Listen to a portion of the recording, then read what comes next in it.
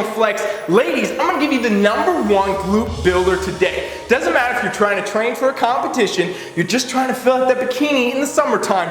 This is the #1 booty builder, period. And I'm gonna walk you step by step on how to do it. It is called the barbell hip thrust. If you don't know what that is, be ready for some serious gains. First thing you need is a bench. You gotta have a nice stable bench to be using for this exercise. Next thing you need is a barbell. That's why it's called the barbell hip thrust. Here's how we set up. Pretty basic, pretty simple. You gotta start kind of sitting down on the ground. So you're gonna wanna sit down. All right, ladies, first thing you wanna do is get on the ground, get this barbell over you. Make sure you got that bench right behind you. So what we're gonna do is roll this bar up. It's gonna come right into the hip crease. Once we get that, we want to pull the heels up so that we can get the feet flat. We're going to come up onto the bench by putting our arms there. We're going to lift up, and this is where we really get into position.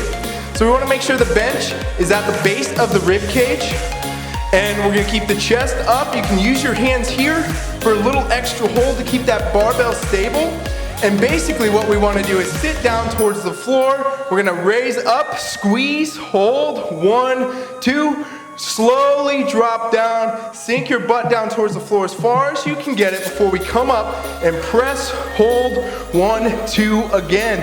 This right here is the ultimate booty builder. Some things you want to note on this exercise, ladies, is you want to get yourself a bar pad, a yoga mat, or a towel to put right here on this part of the barbell, basically the part of the bar that's going to be in contact with your pelvis, your hips.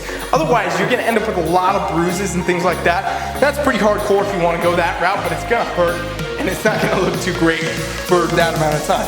So that's one thing you must note with this exercise. The other thing is the tempo and the pausing and the full range of motion.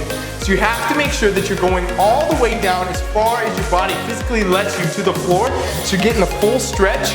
And then when we come up, we want to go to a full squeeze, tall position. We want to hold that position for at least 2 seconds before we go down.